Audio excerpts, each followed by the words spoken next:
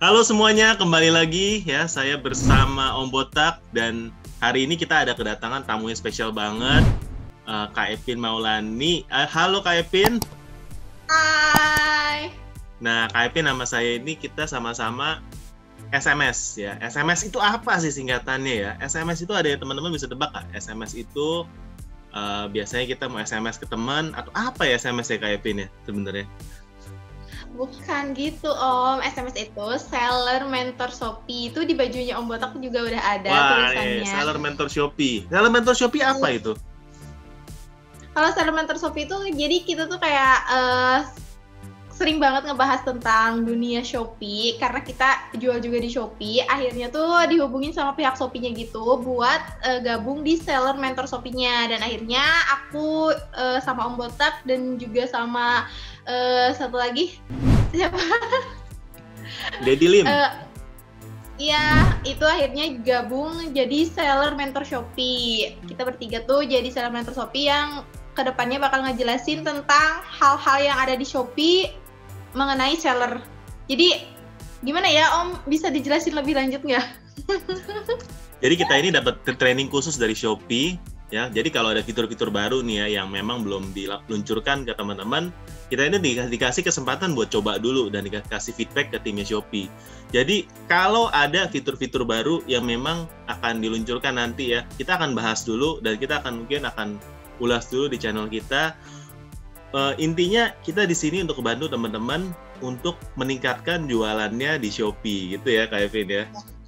Nah, jadi banget. Jangan lupa ya yang belum subscribe ya, subscribe channelnya Kak Epin. Channelnya keren banget buat teman-teman yang mau belajar Shopee. Channelnya apa? Kak Epin, Instagramnya boleh nanti. Mulani dan Instagram aku @epinmulani dan juga Shopee-nya juga sama ya Epin Mulani. Jadi kalian bisa langsung satu nama bisa langsung ke semua akun. Wow, keren banget ya. Pokoknya Epin Maulani dicari di mana-mana semuanya. Yang paling banyak subscriber itu yang asli pasti ya. Enggak. Ya. Yang Botak juga banyak subscribernya. Ya. Kalau saya cukup ketik Om Botak ya. Atau cerita Om Botak atau di marketplace Om Botak ya, di semua marketplace kita ada ya. Jadi nah bedanya ini mungkin kalau ada yang sering bahas ya, trainer SMS ini atau bukan, kita ini tokonya kalian bisa cek langsung ya. Soalnya kadang-kadang ada orang yang bilang jualan Shopee gini-gini nggak mau kasih tahu tokonya. Nah ini Kak Epin kasih tahu tokonya, saya kasih tahu. Jadi ini bedanya kita ini trainer yang punya toko beneran. Bener ya Kak Epin ya? Oke, saya sebelumnya tuh penasaran banget nih sama Kak Epin. Maksudnya Kak Epin punya anak, ya abis itu juga punya toko online, ya abis itu juga ngurus rumah. Kayaknya tuh keren banget ya. Jadi semuanya bisa, serba bisa nih ya, multitasking, multi talented ya. Ini rahasianya apa ya Kak Epin ya? Kapan sih kita pengen tanya-tanya dulu nih kepo nih ya. Mulai jualan tuh kapan ya? Sejak kapan mulai jualan online di Shopee? Mulai jualan itu pas awal-awal habis nikah itu 2018. Itu 2018, akhir 2018 itu baru mulai jualan karena nggak dibolehin buat bekerja di luar sama suami. Dulu tuh kerja di luar, cuma maksudnya tuh kayak di kantor di swasta. Terus akhirnya nikah dan sama suami suruh keluar, nggak boleh kerja, akhirnya suruh di rumah aja. Terus kayak inisiatif gitu buat buka toko. Awalnya tuh di Instagram. Akhirnya kan kesini Shopee tuh makin booming ya, makin kesini Shopee tuh makin kayak enak banget belanja di Shopee, dapat gratis ongkir. Nah akhirnya dari followers di Instagram tuh minta request buat buka juga toko di Shopee dan akhirnya alhamdulillah sampai sekarang kayak rame gitu sih di Shopee. Jadi orang-orang lebih memilih belanja di Shopee karena gratis ongkir gitu. Wow, keren ya. Jadi dari 2018 sampai sekarang udah hampir mau 3 tahun ya Kak Epin ya jualan di Shopee. Baru 2 tahun lebih. 2 tahun lebih total. Oke. Jualannya kecantikan ya Kak? Iya, kosmetik sih. Awalnya tuh kayak mau jual tas gitu, cuma kayak nggak kepegang gitu. Akhirnya satu-satu dulu aja fokus ke kosmetik. Saat ini kalau untuk jualannya sendiri ada dibantu sama siapa gitu, sama orang rumah atau memang one man show gitu ya, semuanya dari A sampai Z tuh kerjaan sendiri? Enggak, kadang kalau lagi banyak sama saudara dibantuin, sama kalau lagi keluar kota juga yang handle ada saudara di rumah kayak gitu. Wow, ya keren lah. Tapi ini impian banget ya, masih bisa ngurus anak, ya sekarang masih bisa ngurus keluarga, ya masih bisa bersih-bersih rumah. Apalagi di zaman sekarang, ini kerjaannya ideal banget. Bayangin kalau misalnya sekarang kayak Pin tuh masih kerja di kantoran ya, masih harus keluar kerja di kantor, ya kan?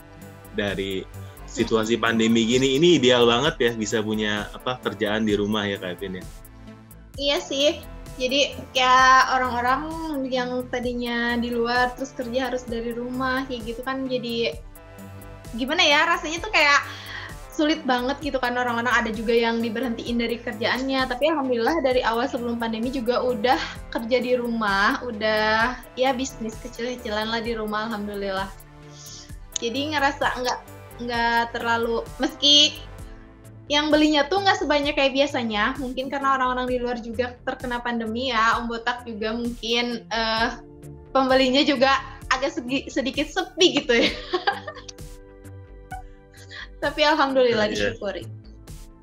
Ya, syukur banget sih. Sebenarnya saya juga terakhir kan juga kantoran kan, saya juga swasta. Saya kalau tanya sama teman-teman yang di kantor lama itu gajinya pada dipotong. Sedih sih. Iya katanya ya. Iya, dan bersyukur banget, maksudnya ya di tengah kondisi gini kita yang di jualan online itu masih terus survive ya. Bahkan sebenarnya kalau di tahun lalu sih kita masih growth sih kayak Pin dibandingin tahun sebelumnya. Jadi ya banyak banget sih yang bisa kita syukurin. Intinya sih kalau teman-teman tuh dari lama tuh udah menekuni Shopee, saya yakin bahkan di tengah kondisi gini pun masih bisa berkembang karena potensinya tuh sebenarnya besar banget. Besar. Iya. Ya. Sih. Jadi yang dirasain juga kayak sekarang belanja juga kan, apapun itu kebutuhan sampai ke Pampers pun aku tuh belinya online loh Om Botak. Oh gitu. Sebelumnya kalau Pampers biasanya belinya ke toko gitu ya, keluar gitu ya. Biasanya ke minimarket gitu-gitu. Cuma sekarang kayak lebih ke online dan kayak lebih murah gitu sih, lebih murah di online. Sama kayak mau keluar rumah tuh kayak takut gitu kan. Jadi sekarang serba online belinya. Nah, hal apa nih selain Pampers ya, kayak Pin tuh pernah beli yang sebelumnya tuh nggak kebayang bakal beli online? Kalau Pampers ya sebelum online juga, sebelum pandemi juga ada lah ya kan, sering promo-promo gitu. Nah selain Pampers nih, apa yang dulunya tuh nggak pernah kepikiran beli online, sekarang tuh jadi beli online? Beli HP. Aku kemarin beli HP online karena nggak mungkin banget kalau aku pergi ke keluar kota. Loh, emang dulu biasanya kalau beli HP keluar kota? Iya, maksudnya kalau di sini kan nggak ada iBox tuh Om. Biasanya kalau ke counter-counter biasa kan, kemarin tuh dari rencana tuh awal udah mau belinya ke iBox-nya kan paling deket di Bandung. Sambil main tuh tadinya, akhirnya ya Bismillah aja, semoga nggak kenapa-napa kan HP-nya di jalan gitu ya. Akhirnya beli online dan alhamdulillah ya selamat. Kayaknya selamat deh. Iya, biasanya saya banget kalau beli online kan, harganya juga takut kenapa-napa di jalan, terus nggak ada asuransi juga gitu-gitu kan. Tapi akhirnya beli di online. Wow, ya. Tapi bayangin nih ya, kalau beli HP yang iPhone lagi ya, yang harganya udah belasan juta ya, kita anggap ya belasan juta ya. Jadi itu aja udah berani beli online. Apalagi beli barang-barang murah yang di bawah 1 juta. Udah pasti orang-orang tuh berani beli di online. Ya, apalagi kalau beli di Shopee kan, kalau ada apa-apa kan tinggal komplain ya, kalau kurang, kalau nggak nyampe, kalau nggak sesuai gambar tinggal komplain, nanti dibantu. Pokoknya sih membantu banget ya. Di dalam masa pandemi gini kita nggak usah keluar rumah ya, kita bisa membatasi beli barang-barang yang memang bisa dibeli di online, dan kayaknya hampir sekarang semuanya beli di online ya. Saya sendiri sih sampai beli beras di online.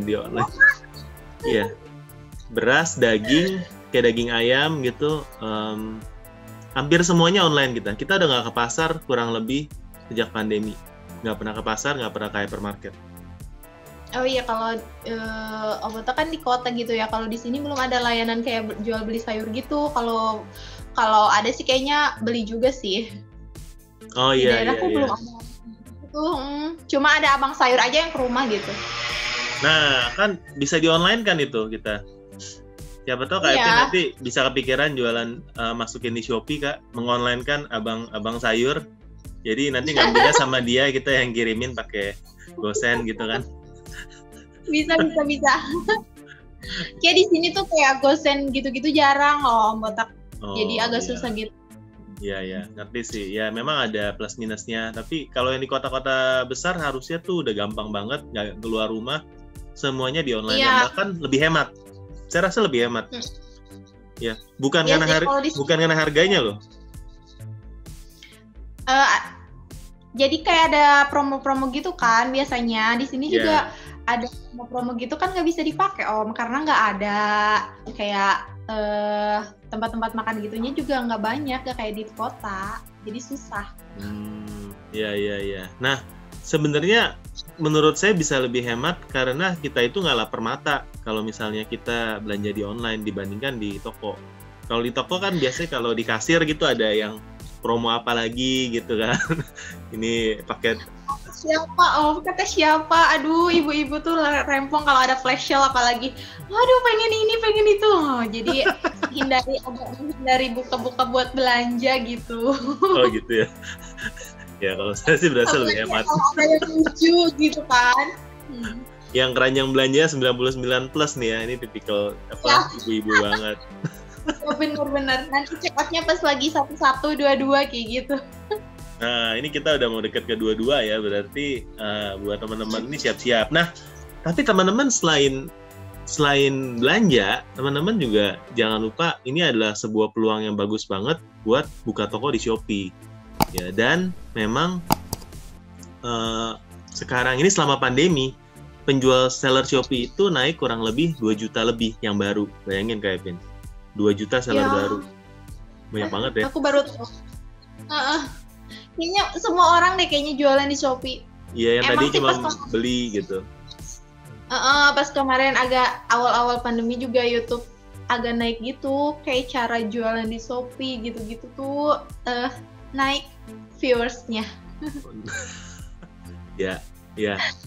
Karena sebelumnya kan ada sekitar 7 jutaan, sekarang udah 9 jutaan, mungkin udah sampai 10 jutaan kali kalau sekarang saya tebak-tebak ya. Ini angkanya bukan angka resmi teman-teman ya. Saya bayangin ya, 10 juta seller. Banyak banget. Banyak banget. Ya, banyak banget. Tapi ini peluang karena makin banyak yang beli juga. Karena seller biasanya itu adalah pembeli juga. Karena seller itu sudah nyaman untuk jualan, udah tahu mekanismenya, cara kerja Shopee seperti apa, makanya dia juga nyaman untuk belanja di Shopee ya, karena uangnya udah di sana kan, udah di Shopee, di saldo, tinggal check out ya. Iya benar.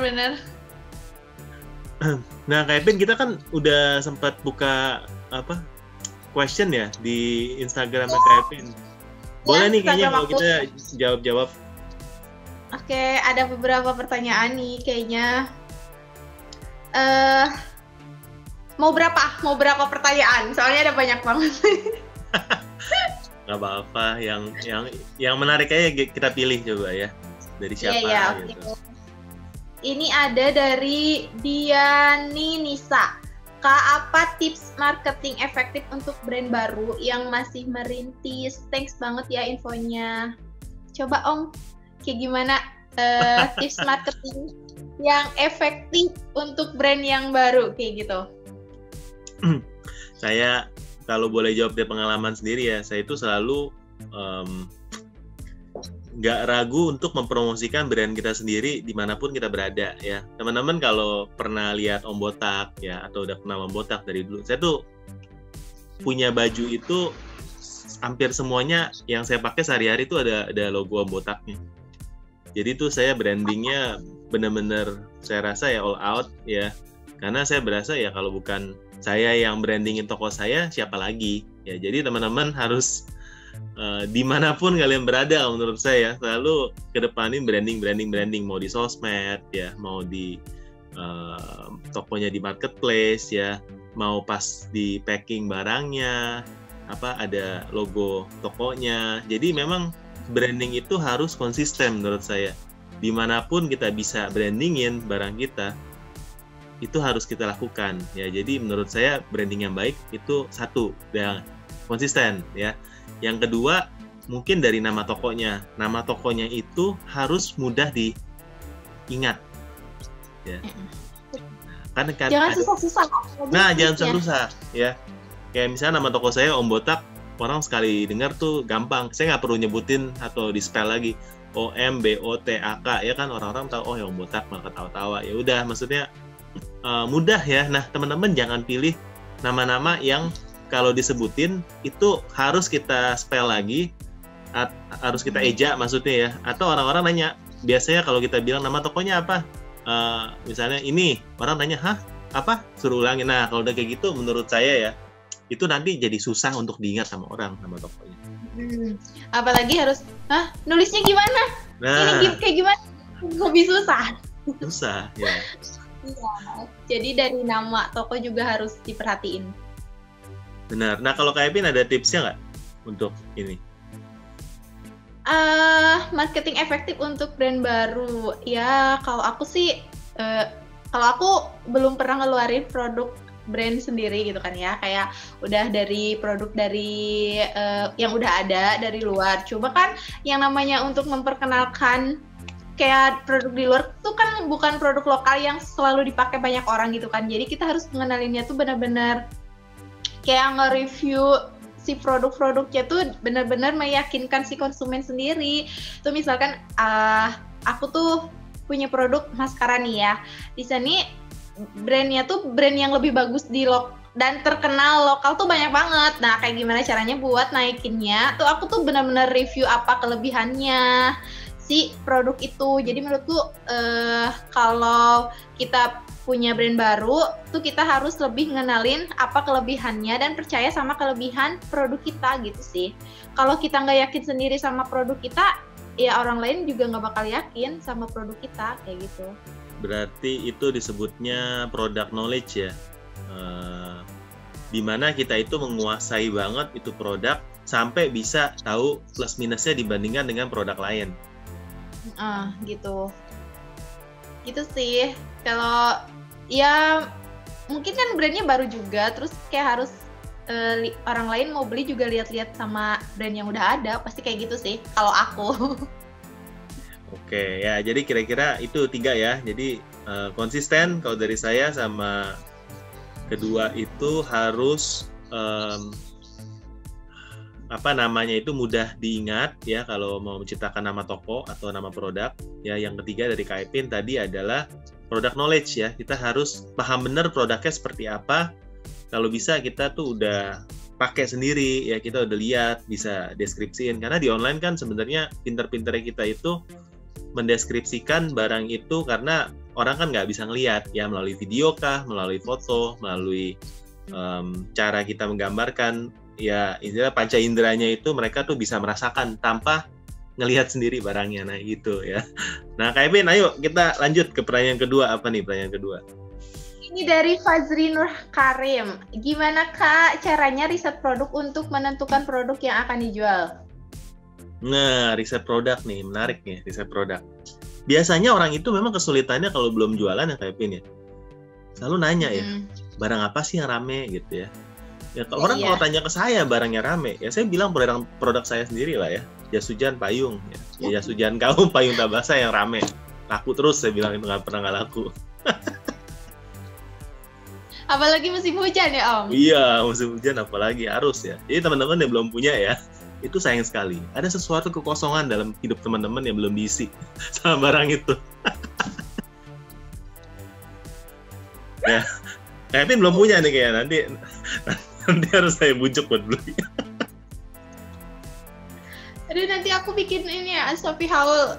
Oh iya, siap ya, sampai aduh. Ya, kita kalau mau tembak orang buat beli ya kita lakukan ini dalam live ya. Jadi orangnya nanti nggak ada bukti. Jadi penasaran ya, nanti akhirnya beli. Ya, oke. Jadi apa nih yang kedua? Oh yang tadi apa? Aduh, Riset produk.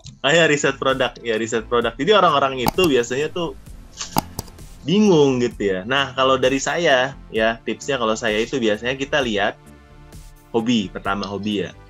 Kita hobinya apa? Nah, saya dulu tuh pas bikin toko online, saya tuh hobinya hobi baca. Memang kita satu keluarga tuh suka baca komik. Jadi pas udah gede kan komiknya tuh masih banyak tuh. Kita pengen daripada dijual ke tukang loak kan sayang, nggak ada harganya. Kita jualin online dan ternyata laku. Dan itu yang membuat cikal bakal dari toko Om Botak ya, kita jualan komik bekas.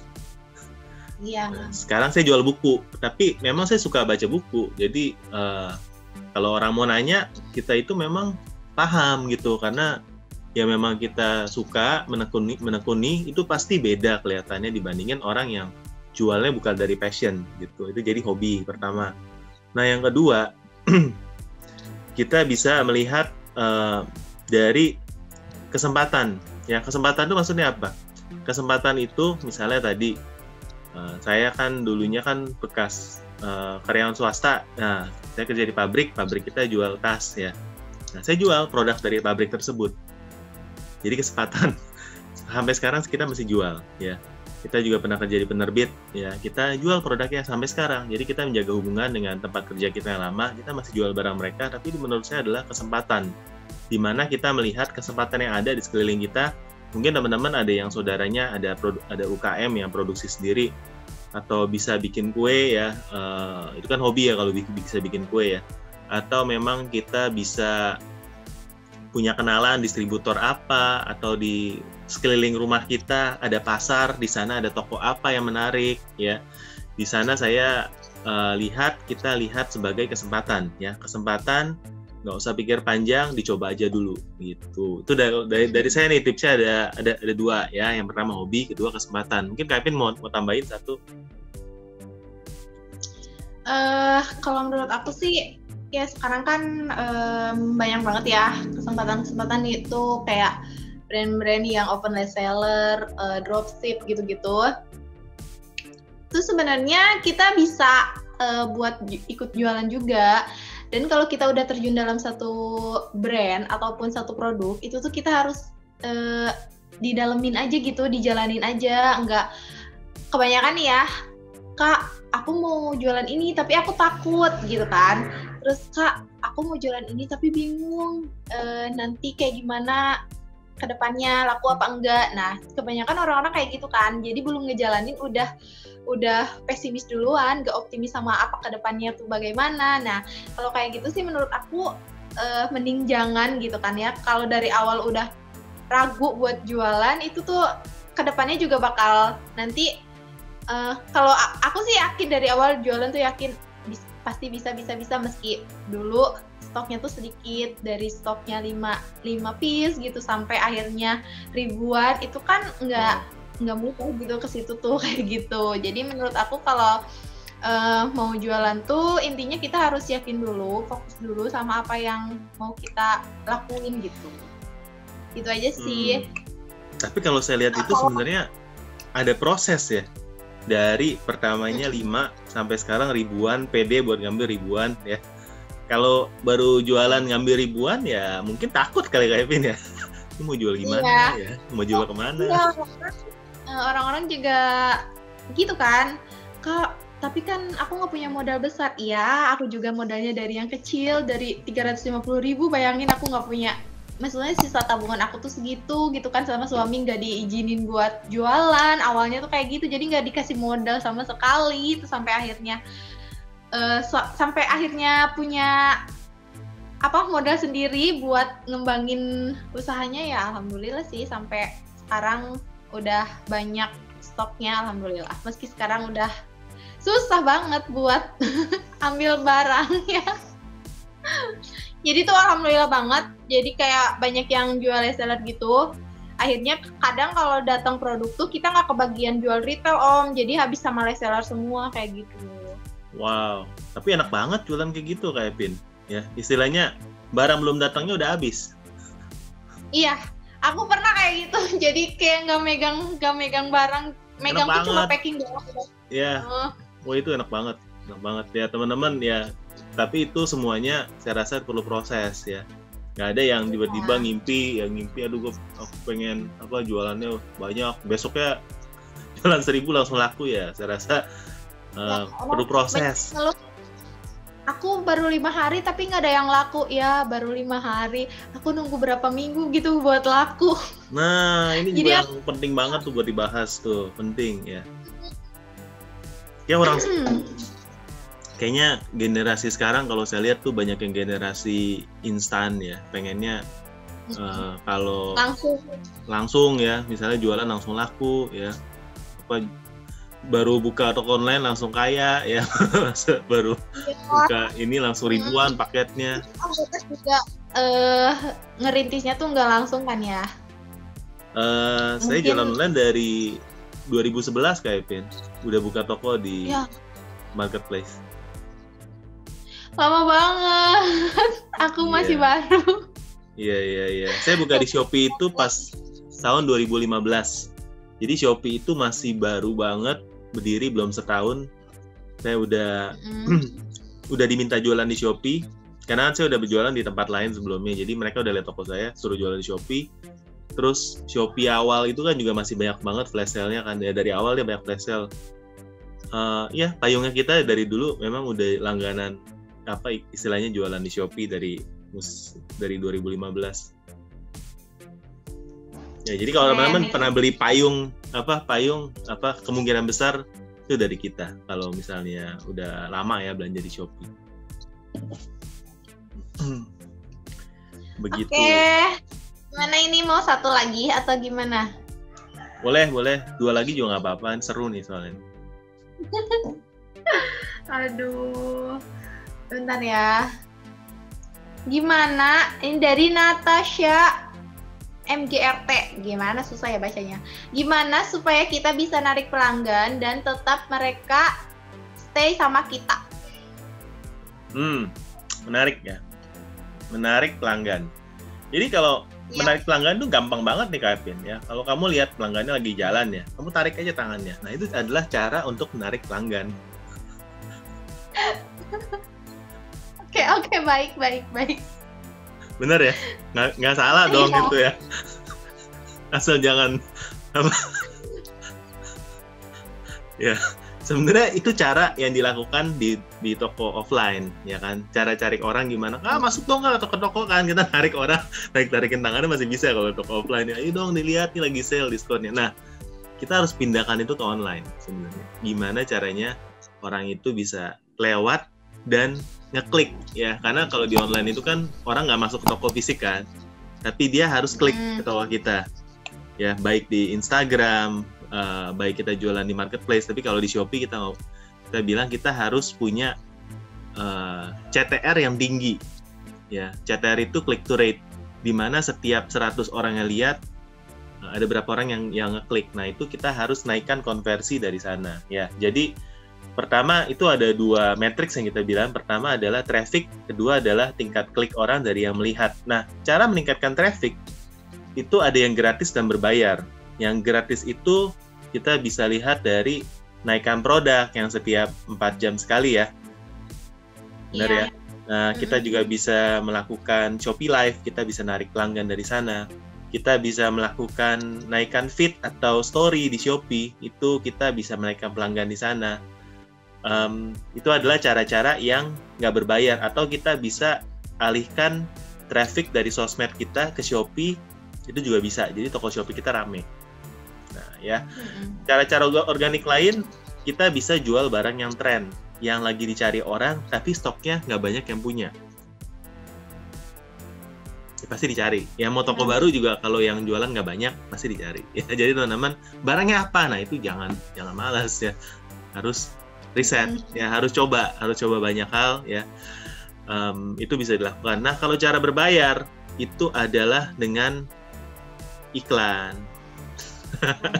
Dengan iklan Shopee. Nah, kalau iklan Shopee nanti kita harus ada sesi selanjutnya nih, karena iklan Shopee itu banyak banget yang harus dibahas. Bahkan di kelas yang saya ajar sendiri itu kita bisa bahas 3-4 jam soal iklan Shopee doang. Wah, mantap.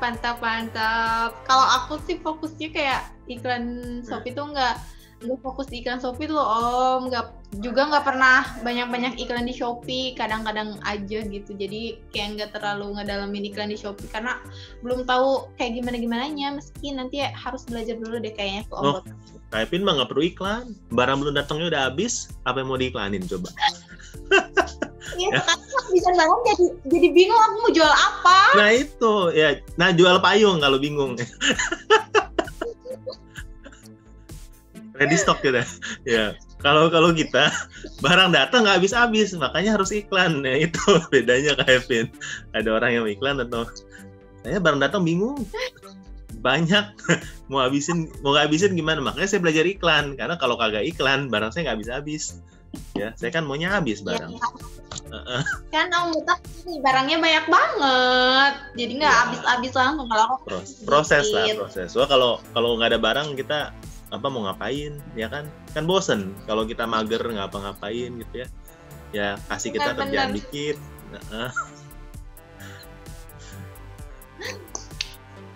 Oke, kita mau bahas satu lagi atau kita close saja Kak Epin?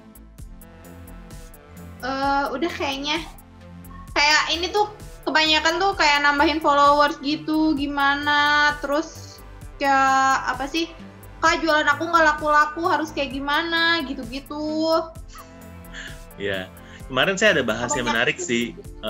Apakah follower itu ngaruh atau follow orang itu ngaruh untuk mendapatkan follower balik gitu. Jadi follow itu ngaruh nggak sih di Shopee? Nggak tahu, aku belum nyoba soalnya. Sebenarnya ada plus minus sih. Jadi ada yang bilang ngaruh, ada yang bilang enggak. Ada yang bilang dulu itu ngaruh banget. Ya, jadi teman-teman banyak yang dia follow orang lain.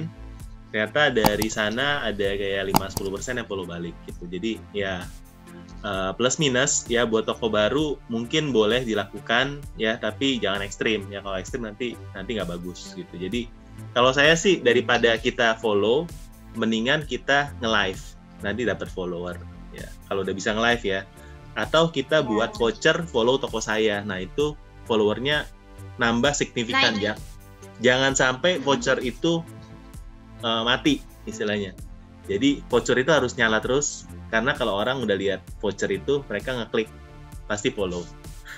Iya. Iya sih, banyak kan kayak gitu.